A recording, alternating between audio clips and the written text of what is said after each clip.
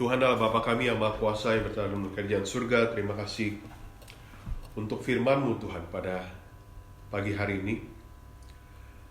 Bapa tolong berikan hikmat pada hamba untuk memberitakan kebenaran-Mu dengan kerendahan hati dan kesetiaan akan firman-Mu ini Tuhan. Engkau juga berbicara, Roh Kudus, hamba memohon kiranya Engkau berbicara pada setiap daripada kami pada pagi hari ini, agar kami bisa mengerti kebenaran firman-Mu dan juga mengaplikasikannya dalam hidup kami sehari-hari. Tuhan, kami juga teringat pada pagi hari ini untuk saudara-saudara kami untuk Pamade yang berada di Indonesia dalam pelayanan misinya. Engkau tolong kuatkan dan lindungi Pamade, pakai bibir lidah beliau untuk menjadi saksi Kristus, menjadi berkat bagi banyak orang di sana. Tuhan, kami pun juga teringat akan Gracia yang sedang mengalami rasa duka karena telah dipanggil pulang omanya Tuhan. Tuhan tolong kuatkan Gra dan juga keluarga besarnya, mama papa di sana. Tuhan, kami juga ingin berdoa untuk Noni, kawan daripada Noni yang belum lama ini telah dipanggil pulang oleh Tuhan, telah dipanggil pulang oleh-Mu juga Bapa, kembali pada rumah-Mu, seorang yang setia dalam melayani-Mu Tuhan. Bapa, kami tidak mengenal saudara ini kecuali Noni, tapi Tuhan tolong berikan kekuatan pada keluarga yang ditinggalkan, karena kejadian yang begitu mendadak, begitu cepat. Pada saat yang bersamaan Bapa, Engkau ingatkan kami bahwa hidup seperti Injil, seperti kitab Yakobus mengatakan, apalah arti hidup ini? Seperti uap yang dapat dengan cepat menguap dengan begitu saja. Kiranya Engkau ingatkan kami untuk memakai hari-hari ini Tuhan, menghitung hari-hari yang Engkau berikan pada kami, agar kami mempunyai hikmat untuk selalu berjalan di jalan kebenaran-Mu, untuk selalu dekat padamu, untuk selalu datang padamu Tuhan. Tolong Tuhan, ajar kami selalu dan ingatkan kami. Dan hamba ingin menyerahkan seluruh acara hari ini Tuhan, dari awal sampai akhir ke dalam tangan-Mu, dan semua hanya untuk-Mu, dan kemuliaan hanya bagi Tuhan dan Juru Selamat kami yang hidup, Yesus Kristus. Amin. Oke. Ya, mari kita tetap bersama-sama buka Yakobus pasal 10 ayat 32 sampai 45. Kita akan melihat topik atau judul yang saya berikan pada pagi hari ini adalah apa yang kau minta dari Tuhan. Markus pasal 10 ayat 32 sampai 45. Apa yang kau minta dari Tuhan. Saya tidak tahu berapa banyak di antara kita yang dalam hidup ini pernah meminta sesuatu pada Tuhan. Saya yakin kita semua pasti pernah meminta sesuatu pada Tuhan. Dan pasti permintaan itu lebih daripada satu. Seringkali ada satu pertanyaan susah-susah gampang. Seandainya Tuhan bilang, Ia akan mengizinkan apa yang kamu minta, Ia akan mengabulkan apa yang kamu minta, tapi hanya boleh satu. Apa itu kira-kira? Satu permintaan yang kita betul-betul ingin Tuhan kabulkan. Satu, nggak boleh lebih dari satu. Susah ya? Nggak tahu. Karena manusia ini kita tendensinya tuh kalau udah dikasih ini, mau itu. Ya, tadi baru sebelum ini holiday puas, liburan puas, mana pernah puas sih? Ya, mau holiday, liburan ya balik, ya mau holiday lagi. Sulit gitu ya untuk kalau kita ditanya oleh Tuhan apa yang kamu mau, akan kukabulkan. Satu permintaan aja tapi susah ya. Tapi sebelumnya mari kita lihat dulu apa yang terjadi di bagian ini ya. Jadi di dalam Markus pasal 10 ayat 32 dikatakan di sana bahwa Yesus dan murid-muridnya sedang dalam perjalanan ke Yerusalem, dan Yesus berjalan di depan. Lalu di dalam Alkitab bahasa Indonesia terjemahan baru ya dikatakan bahwa murid-murid merasa cemas. Agak sedikit saya rasa kurang tepat ya kata cemas ya di dalam perjanjian terjemahan baru Alkitab ini. Kalau dalam bahasa Inggrisnya itu disebut they were amazed. Jadi lebih tepat tuh terjemahan yang namanya AYT, Alkitab yang terbuka. Dikatakan di situ mereka takjub. Ya. Dan juga orang-orang yang mengikuti dia dari belakang merasa takut.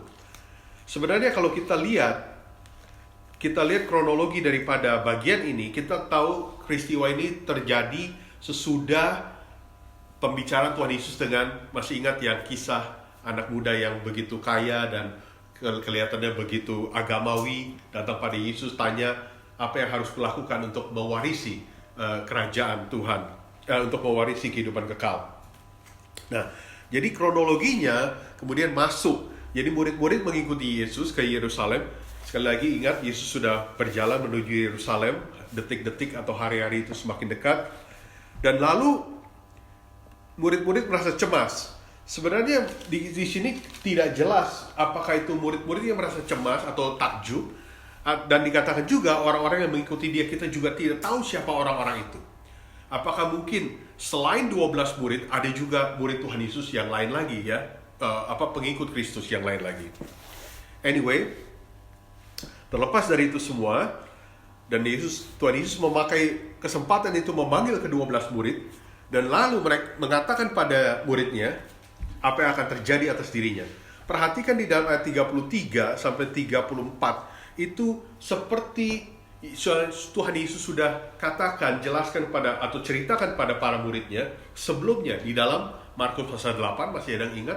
Lalu di dalam Markus pasal 9, dan ini yang ketiga kali Tuhan Yesus mengatakan kepada para muridnya apa yang akan terjadi atas dirinya. Hanya perbedaannya dari dua bagian yang sebelumnya tentang bahwa ia akan dibunuh dan ia akan dibunuh dan sudah 3 hari ia akan bangkit.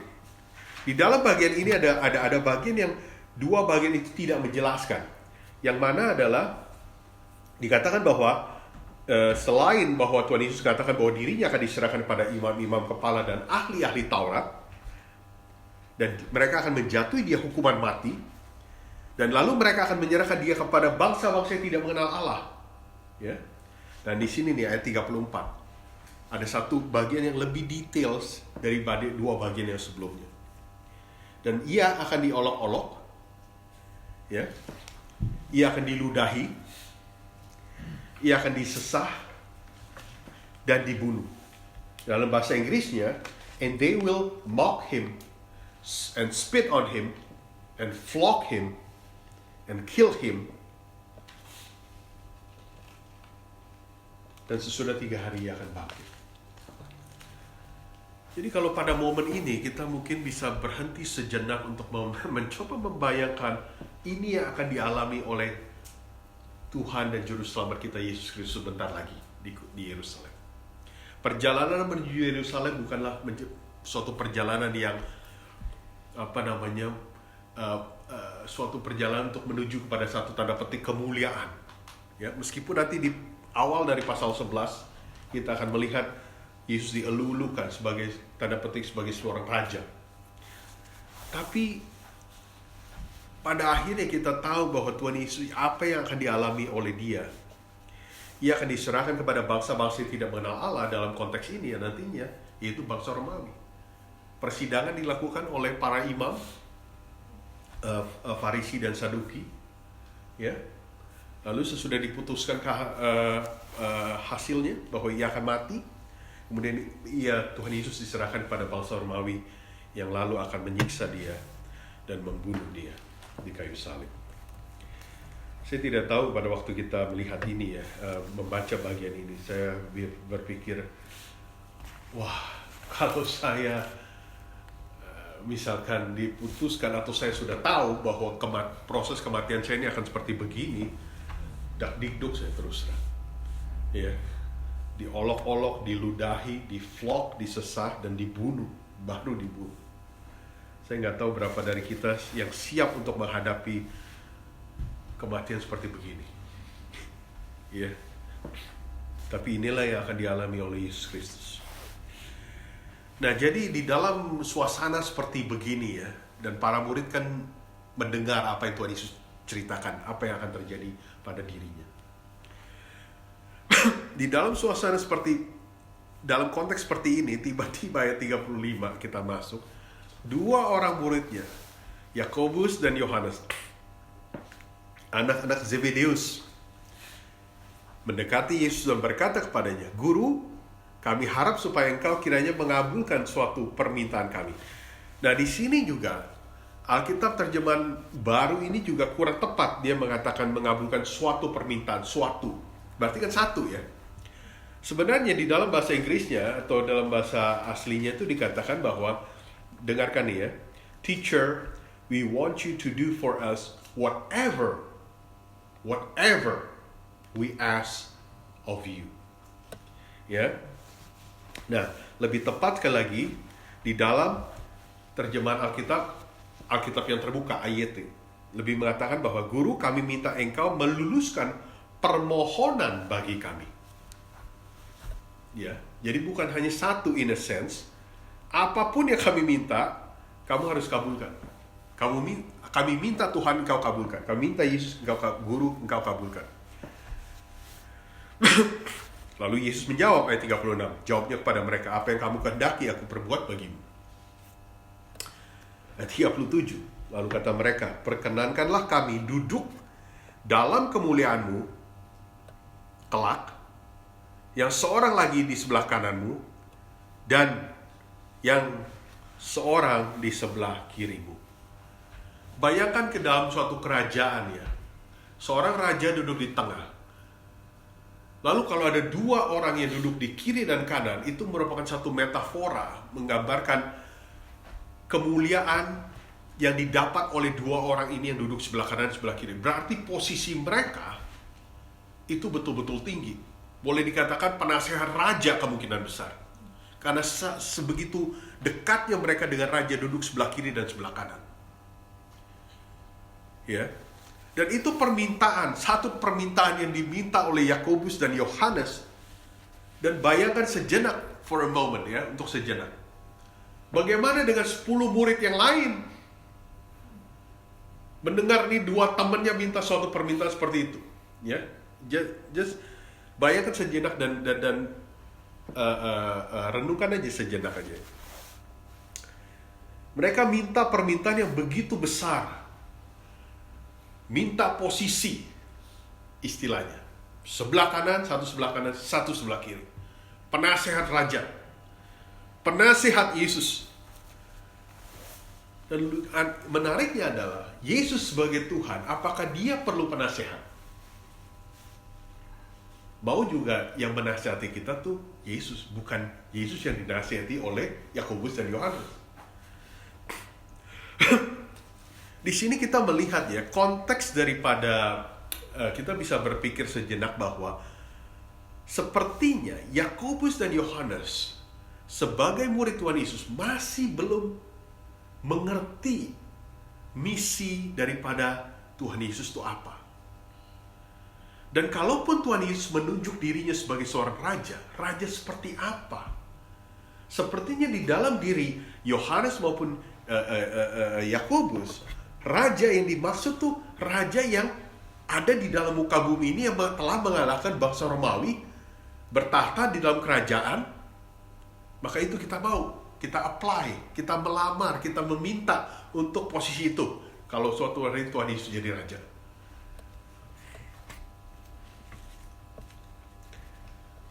Tapi kemudian respon daripada Yesus pada mereka, "Kamu tidak tahu apa yang kamu minta." Betul, memang mereka tidak tahu apa yang mereka minta.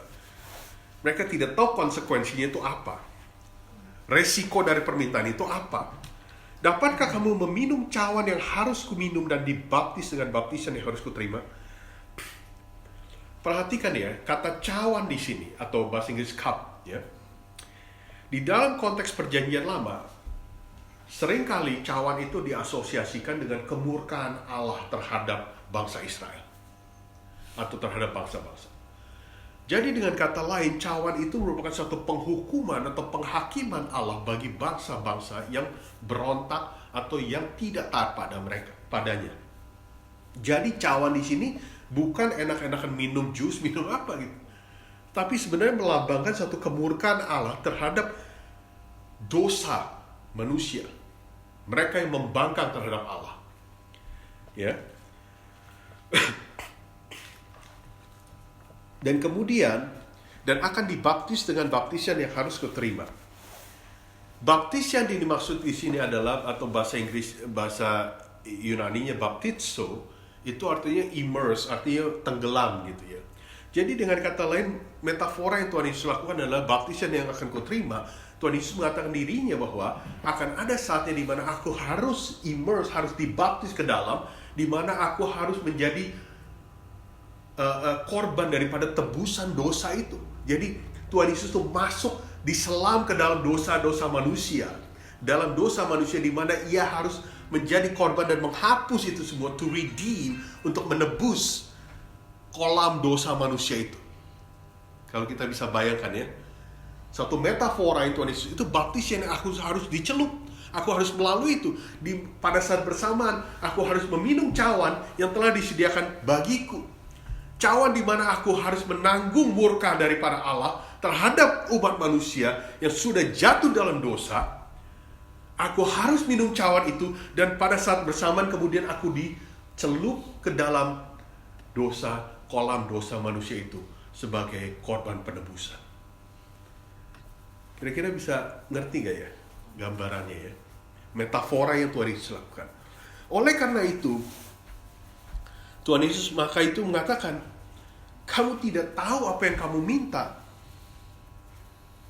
Apa kamu bisa menjadi dalam konteks keselamatan, meminum cawan murka Allah dan tenggelam di dalam dosa manusia untuk menjadi penebus, untuk menyelamatkan manusia dari kejatuhannya, dari dosa dan murka Allah ini. Tapi dalam 39 dengan PD-nya gitu ya, dengan PD-nya tuh dua orang ini menjawab, si Yakobus Yohanes, kami dapat.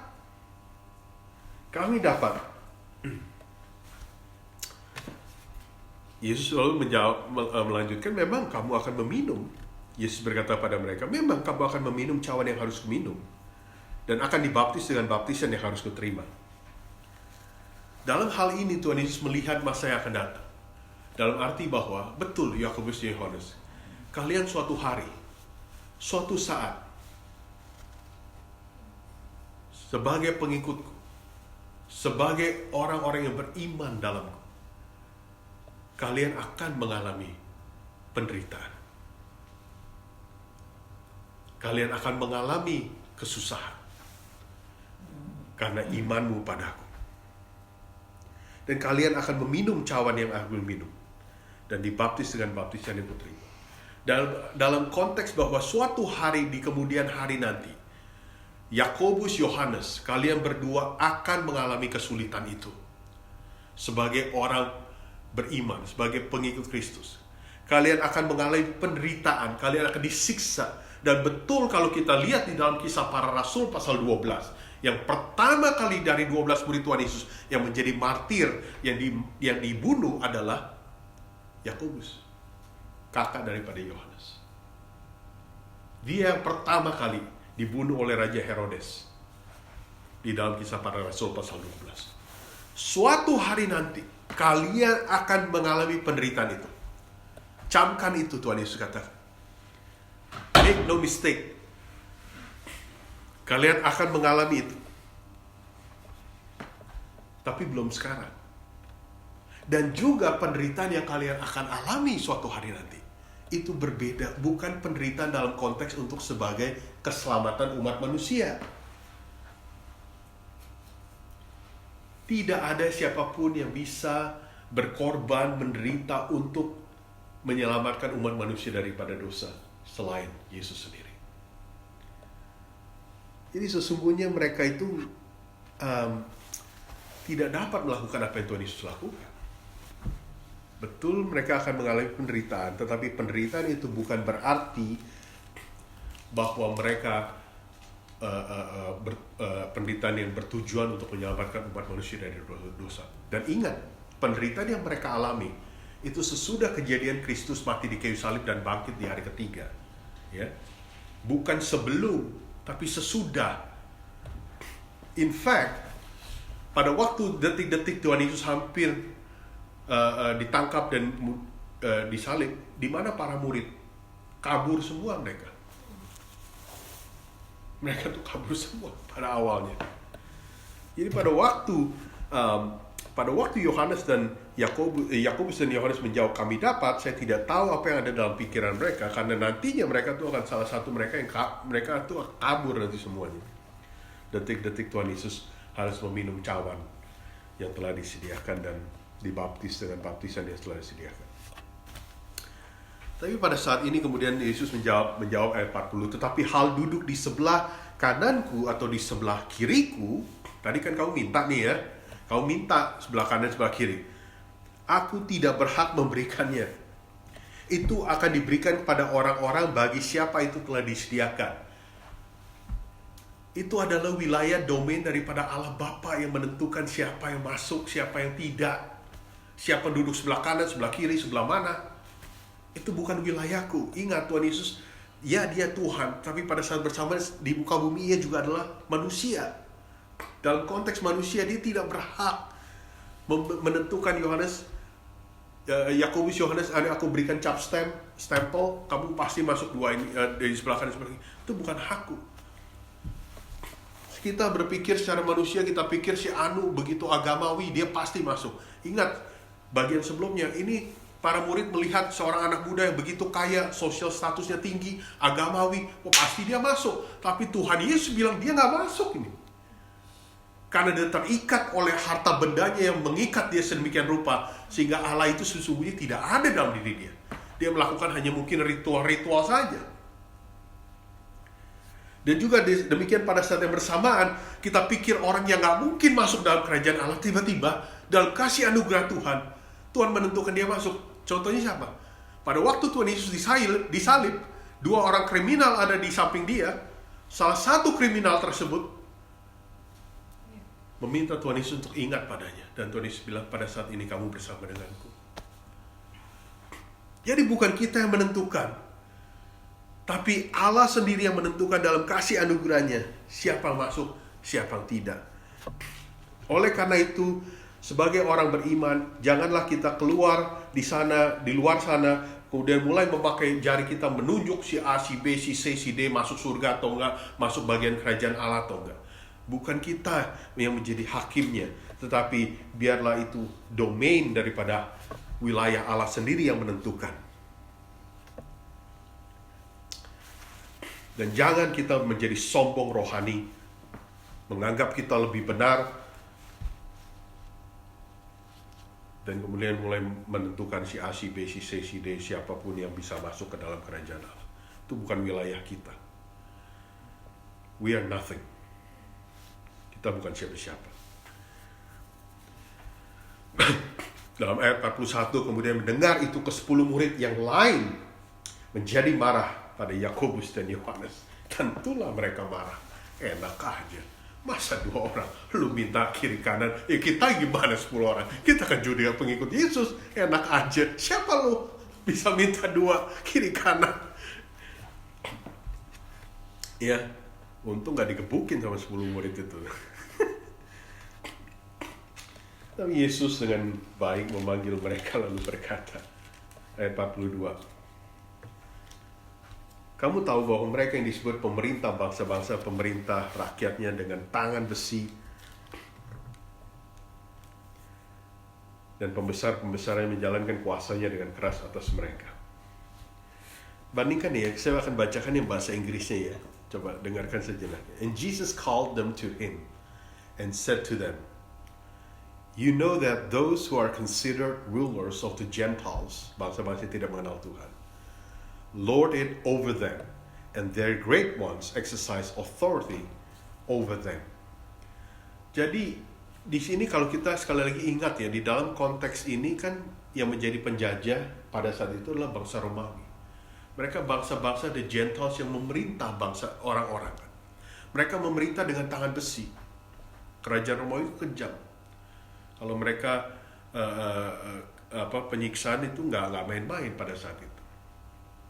Contohnya salib, ya, penghukuman di kayu salib.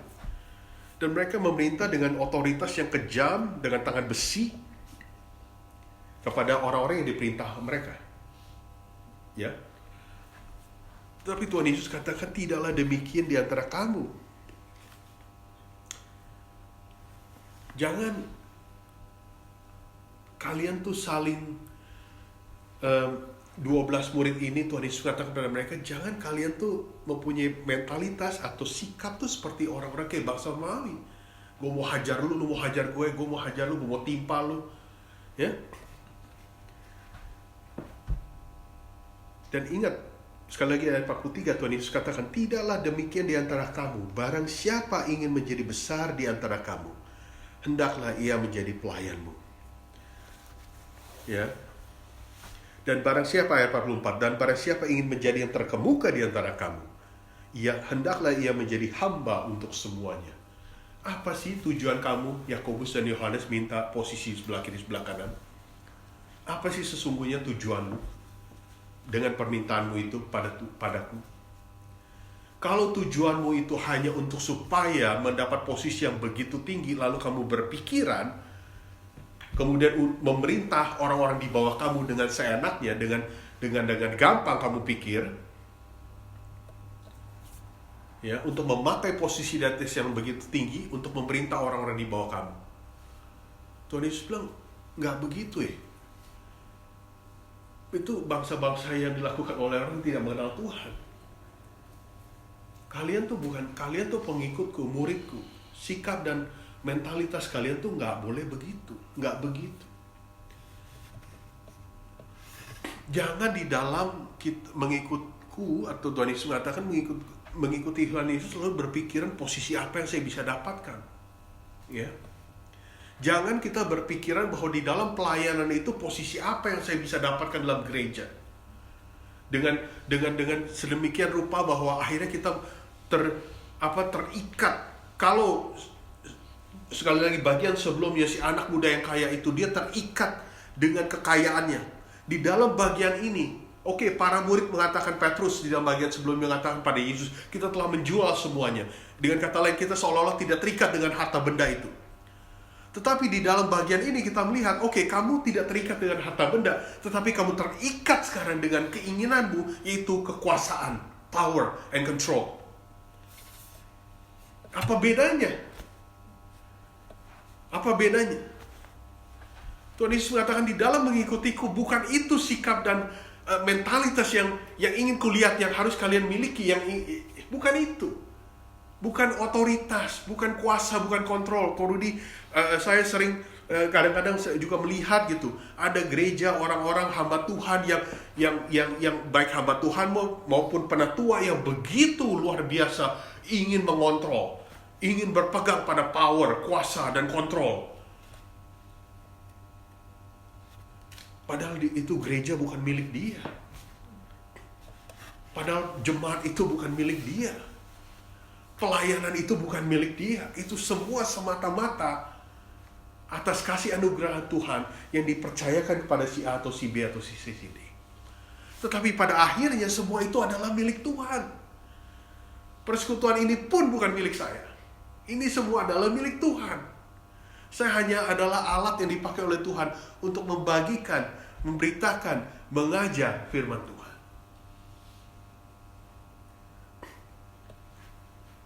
Jadi di dalam pelayanan kita harus hindari semangat kompetisi antara satu dengan yang lain. Saya harus mendapat posisi yang lebih tinggi, saya harus mendapat posisi ini, posisi itu, posisi ini. Tujuannya apa pada akhirnya? Untuk supaya saya bisa dilihat oleh para jemaat, saya menyanyi dengan begitu bagus, dengan suara yang begitu indah, saya memainkan keyboard atau piano dengan begitu canggih, saya bisa berkhotbah dengan begitu hebat, saya bisa berdoa dengan begitu khusyuk. Apa itu tujuannya? Apa yang kamu minta pada Tuhan?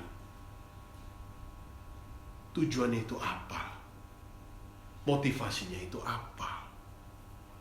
Untuk kemuliaan dirimu sendiri kah? Atau untuk kemuliaan Tuhan? Itu yang harus kita selalu gumuli di dalam permintaan kita, atau sebelum kita meminta pada Tuhan. Kamu mau minta apa saja boleh pada Tuhan. Tapi pertanyaannya bukan permintaan itu apa saja boleh atau enggak. Permintaan yang dilakukan itu adalah memuliakan Tuhan atau tidak. Itu yang harus kita pikirkan dan gumuli selalu dalam hidup kita ini. Dan barang siapa, ayat 44 sekali lagi, ingin menjadi yang terkemuka di antara kamu, hendaklah ia menjadi hamba untuk semuanya. Ya, ingat, Tuhan Yesus memberikan contoh ini di saat dia sebentar lagi harus mengalami kematian dia. Yaitu di mana? Kalian bisa baca di rumah, Yohanes pasal 13. Yohanes pasal 13 ayat 3 sampai 16. Yohanes pasal 13 ayat 3 sampai 16. Cerita yang sering kali kita dengar, yaitu apa? Tuhan Yesus membasuh kaki daripada ke-12 muridnya. Dan zaman dulu nggak ada sepatu kayak begini ya. Pakai sendal yang model apa sih istilahnya tuh? Kayak sendal jepit, bukan sendal yang terbuka lah gitu ya. Dan jalanan pada zaman dulu bukan aspal, ya, bukan kayak zaman sekarang ya. Jadi kalian bisa bayangkan Tuhan Yesus yang adalah Tuhan dan Allah berlutut sujud, merendahkan dirinya atau hatinya sedemikian rupa, membasuh ke-12 murid, kaki daripada ke-12 murid. Bukankah seharusnya sebaliknya? Tapi Tuhan Yesus tidak melakukan itu. Ia memberikan contoh apa arti dari sesungguhnya menjadi seorang pemimpin. Maka itu di dalam ayat 45 Tuhan Yesus katakan, karena anak manusia juga datang bukan untuk dilayani, melainkan untuk melayani. The Son of Man came not to be served, but to serve. Melainkan untuk melayani dan untuk memberikan nyawanya menjadi tebusan bagi banyak orang. Itu tujuan daripada kedatangan Tuhan Yesus sebagai Allah, sebagai anak Allah. Bukan untuk dilayani, tetapi untuk melayani. Lalu kenapa kita hari ini orang Kristen banyak di antara kita di dalam gereja yang sikap dan mentalitasnya itu seperti seorang bos yang maunya dilayani daripada turun ke bawah melayani jemaatnya. Hanya karena saya bisa khotbah dengan begitu hebat, di mimbar yang begitu megah, di gereja yang begitu megah,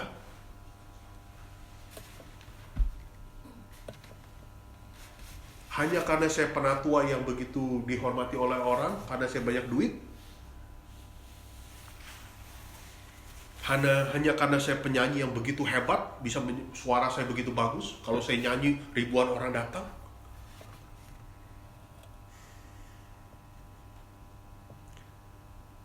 Ingat sekali lagi, pada saat kita mulai berpikir hal-hal seperti itu, ingat ayat 45 ini. Anak manusia juga datang bukan untuk dilayani, melainkan untuk melayani. Dan barang siapa yang ingin menjadi termuka di antara kamu, hendaklah ia menjadi hamba untuk semuanya. Yeah. Leaders are servants. Pemimpin itu adalah pelayan. Berbalik mungkin dari kacamata dunia ya. Pada umumnya pemimpin itu bukan pelayan. Siapa mau jadi pemimpin jadi pelayan? Pada umumnya bos itu harus dilayani, bukan melayani. Tetapi dalam God's economy, dalam pandangan kerajaan surgawi, dalam pandangan Allah itu terbalik, kontras dengan apa yang ada dalam dunia. Maka itu Tuhan Yesus, pengajaran Tuhan Yesus seringkali radikal, berbenturan dengan ideologi daripada dunia. Kamu mau menjadi yang pertama, kamu harus menjadi yang terakhir. Kamu mau menjadi yang terkemuka, kamu harus menjadi hamba, menjadi pelayan. Bisa lihat ya kontrasnya ya. Kamu menjadi pemimpin bukan untuk dilayani, kamu harus melayani. Turun ke bawah.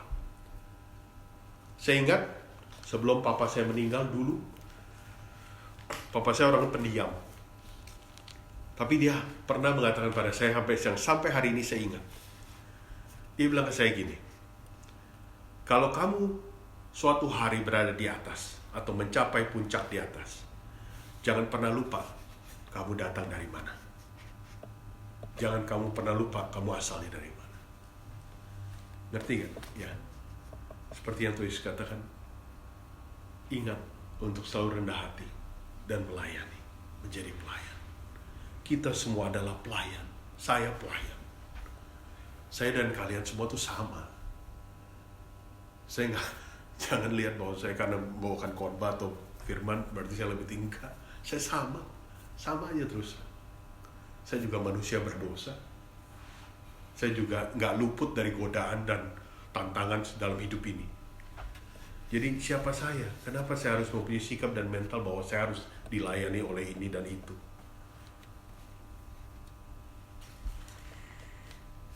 Jadi sekali lagi, apa yang kamu minta dari Tuhan dalam hidupmu ini? Ya, apa yang kamu minta? Tuhan Yesus telah mati bagi kita di kayu salib, seperti yang tadi dibacakan bahwa Ia akan dihina, diludahi, disesah, dibunuh. Itu adalah Tuhan yang kita percaya, yang kita amini dan kita ikuti, yang telah berkorban, meminum cawan murka daripada Allah, tenggelam di dalam lautan dosa manusia, menjadi penebus agar kita bisa beroleh hidup yang kekal karena dan oleh dan untuk Yesus Kristus, Tuhan dan Juru Selamat kita. Saya akan tutup di situ. Mari kita tundukkan kepala dalam doa. Tuhan, terima kasih untuk hari ini sekali lagi Tuhan, untuk firman-Mu. Tuhan, seringkali kami meminta daripada-Mu. Ingatkan kami Tuhan, untuk setiap daripada permintaan kami, untuk kiranya permintaan-permintaan tersebut memuliakan nama Tuhan Yesus Kristus dalam hidup kami. Dan kami bersyukur dan berterima kasih karena Engkau telah berkorban dengan begitu luar biasa, yang terus terang hamba sendiri rasanya tidak sanggup menjalani apa yang Kau jalankan Tuhan. Kau mati di kayu salib, menebus dosa manusia sehingga kami manusia ini dapat luput dari murka Allah.